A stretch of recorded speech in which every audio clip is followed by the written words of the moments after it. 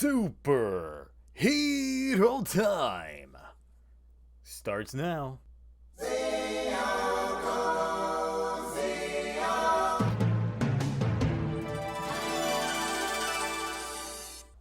Alright, it is Sunday, which means it's time for a brand new episode of Kamen Rider.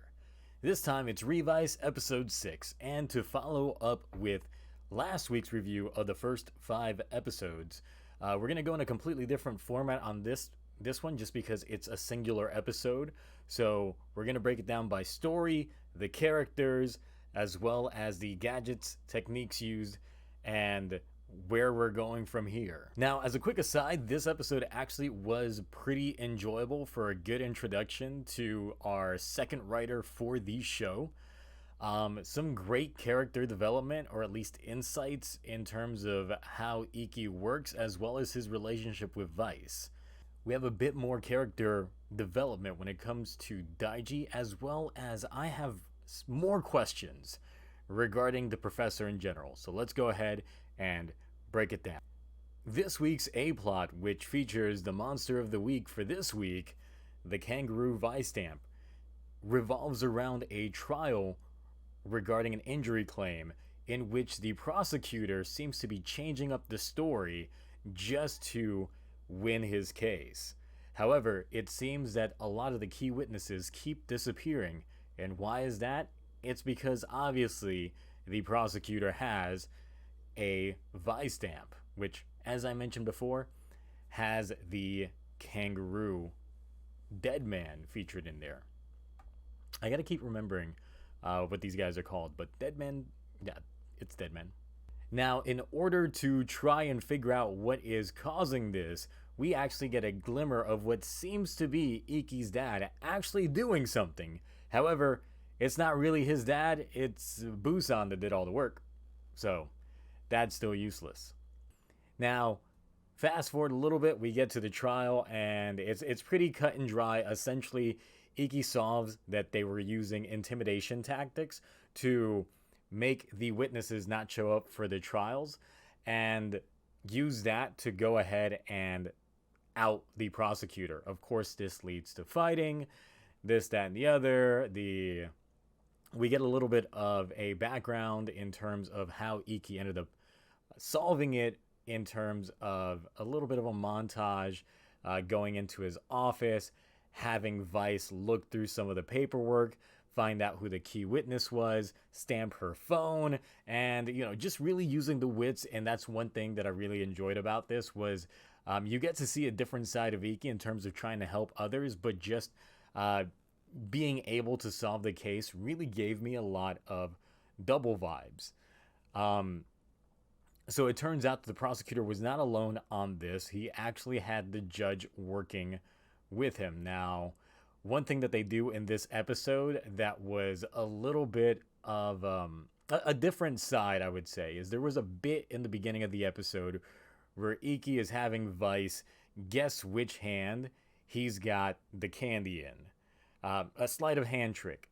And in this episode, the villain ends up pulling a sleight of hand trick in terms of passing off his Vice Stamp to the judge when they confront him to get the Vice Stamp from him. It's a pretty good touch, but overall, yeah, that's really all that there is to it when it comes to the A plot line. We do get the fight with the kangaroo dead man. However, that's not the real story to really look into for this episode. That gets into the B plot, which is our overarching storyline. Now, previously, last episode, we were left off with the introduction to Kamen Rider Evil, which we'll find out throughout this episode. That's what their name is. I had to Google it last time. But yeah, it's Kamen Rider Evil. Starts off just completely wailing on Vice. And, there was a very awkward CG-licious moment where he falls off the building and he does a weird pose that I had to take a screenshot of and make the thumbnail. Actually, I'm not going to make it the thumbnail of this one. I got to feature Vice. I got to feature Evil. However, the way that Kamen Rider Evil is just beating up on Revi is just completely awesome. He's just holding nothing back and just beating the shit out of him.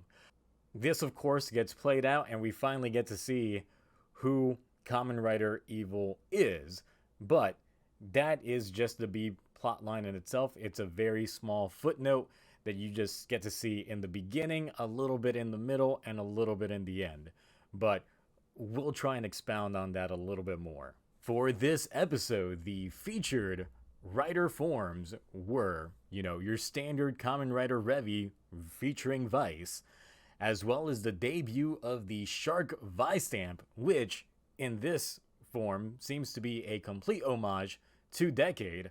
I guess I got the K-Touch 21 just in time. The return of Mammoth, which was the Deno form, and Lion, which completes the finisher, which is the Kuga form. A piece of arsenal that was finally shown off in this episode and used was the Gun de Phone.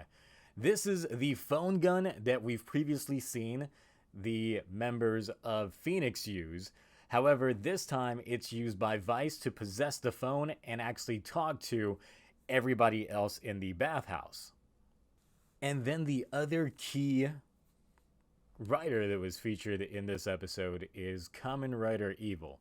Now, I didn't want to spend a lot of time talking about Revice because this is pretty much our introduction to Kamen Rider Evil. So, let's get into this form. Now, overall, I actually really like this design. It's a clear contrast to the design that we have from Revi in terms of he looks like he could be from a whole different show, and I'd believe them. There's other Kamen Rider seasons that do this very well, where they introduce a secondary rider and they look virtually nothing like or even share any resemblance to the main rider. There are other seasons that keep somewhat of a theme going and similar characteristics, while we've got others, such as this one, where there is a clear contrast. The form itself reminds me of a bit of a mix between Kamen Rider Ghost and Kamen Rider Aqua, just got meshed together. But overall, with the bat motif, the overall style and aesthetic looks really good. The belt design is definitely a complete step up from what we have of the Revice driver. It reminds me a bit more of the bottles, or at least the build driver and the bottles mechanic that they had from there. So the little glimpse that we have from it really looks good. Now, moving on to the characters, even though Iki is still the main character, he's not the one that I want to talk about much when it comes to this episode. Even though he had a key point when it comes to the A plot, like I said, the B plot really focuses more on some other characters. So, previously in episode 5, they kind of set up a little bit of a trap in terms of red herring and making you think that Hiromi was going to end up becoming Kamen Rider Evil. However, I called it, and no, he was knocked out just like everybody else by Kamen Rider Evil, who actually ends up being revealed to be Daiji. This completely caught me off guard because I was not expecting Daiji to, first of all, become a Kamen Rider so soon, and second of all, turn evil. So, really good twist. I didn't really see that portion coming, but I'm liking where they're gonna take it. Daiji in general, his entire demeanor, personality started shifting a lot more from the first 5 episodes when he first gets introduced to now. Clearly, giving up the Revice driver and seeing everything that his brother is going through has made his need to become a Kamen Rider. Actually, no, it's not a need, it's a want. His want to become a Kamen Rider just completely possess him. So, transforming into Kamen Rider Evil completely changed his personality. He starts coming off with a I'm a grown man now vibe, and it kind of goes to show in some little tidbits that they throw in. Essentially, at one point during the episode, there is some very spicy curry that's made. Iki and his dad can't seem to handle the heat. Daiji walks in and just consumes the fuck out of that spicy curry. My man! Now, at the end of the episode, we get two major teases in terms of what's going to happen next. We find out at the end that the dead men are really trying to eliminate Iki from the picture, and what better way to do that than go through his family? And pretty much they're laying the groundwork to make that happen. First, we get shown Iki's sister, who is training in her karate courses, but she's greeted by a all too familiar face, and that is Julio of the Dead Men. It seems he's going to try getting close with her. And then the big twist at the very end was Daiji showing up to the Dead Man's lair looking like me in high school. Comes out with the full gothic appearance with the eyeliner, the black nails, as well as some nice jewelry, black turtleneck. He's got the works going. The entire vibe that Daiji is giving off right now is whether or not his internal demon has just become genuinely evil, or if the belt itself implanted, or rather possessed, Daiji with a new evil entity in itself. So many questions on those aspects. The biggest thing about this episode that I was waiting until the end to talk about is the professor. So like I said, the professor in himself seems to be just an odd character, a very mysterious character in terms of everything that he's doing. He's created the Revice driver. He's got another rider system that we saw in a previous episode. However, in this episode, he's the one that gives Daiji the evil driver. Which, why? And then, of course, at the end, with Daiji joining the Dead Men, did the professor see this happening? So, the biggest question that I have now is the professor playing both sides? Or is there an ulterior motive? I'm really feeling that the professor himself might end up being the overall villain of the story. He is devising these systems. He is now, okay.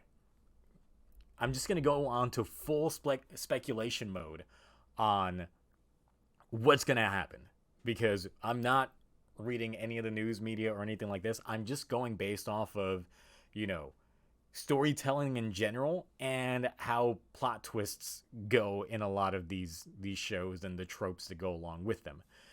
The professor making the Revice driver as well as the evil driver, and seems to be laying the groundwork for something much bigger. We see the man training in previous episodes, so clearly he is developing something for himself. Like I said, I don't see him not becoming some sort of Kamen Rider. He is a super fan. In the intro itself, you see him with Kamen Riders in tubes, as well as he's got a massive collection of Kamen Rider toys and memorabilia. If he is not using the Revice system, the evil driver, and any other future drivers as kind of guinea pigs to be prototypes to his actual rider system, then I don't know. Maybe I'm just crazy. But that's my speculation on where the professor's character is going to go. And we're going to see how the rest of these episodes end up playing out to lead into that. I wouldn't be surprised if they pull like a mid-season fuckery where that is what happens. But then there is another villain that gets shown up on top of that. It seems to always be the case. Overall, the A-plot with the whole kangaroo Vice stamp is a passing thing. That's your regular Monster of the Week thing, which, honestly, I don't care too much about. It's that B-plot, the overarching storyline, and where we go from here that really has me interested. They are laying down some really good seeds for a lot of the family struggle that is going to happen. We've already got one family member as a Kamen Rider now, with Daiji being Kamen Rider Evil to Iki's Revi. Now, is his sister going to join the fray? I actually forgot his sister's name already. I'm just putting that out there. Now, on the Aguilera watch of it all, we only got a couple of seconds of her in the whole episode, so needless to say, I was disappointed. But the rest of the episode, in general, with the B-plot and the introduction of Evil, as well as the fighting in the very beginning, good episode, very enjoyable, but now it's got me wanting more. I want to see what the next episode's gonna bring. So, overall ranking for this episode, I would probably give it a B, a solid B. The A-plot, like I said, not so great, just, there to pass the time. The B-plot was very interesting, and not enough Aguilera. If we got a lot of Aguilera, that episode would have shot up to S tier. But for right now, it sits at a B. But I am still very excited to see what the episodes bring up in the future, as well as how this whole trap that they're laying for Iki by affecting his family is gonna play out. But yes, any thoughts, opinions on where this show is headed from here? What are your favorite characters so far? How did you feel about Kamen Rider Evil's introduction and how Daiji's character goes from here? Let me know in the comments. If you made it this far into the video, thank you so much. Honestly, restarting this YouTube channel, I had no idea in what direction this would go, if it would go positive or negative. It's kind of waning in the middle, but it's definitely given me a bit of a confidence boost that I needed to actually continue making these videos. So I really appreciate the views that I've gotten so far on several of my videos. Even if it's only been a handful, I completely appreciate it. And I came into this completely pessimistic, and I don't know. Anyway, until next time, I will be back again next week with another superhero time review of Kamen Rider Revice with episode 7. Looking forward to it. Until next time, nice Vice.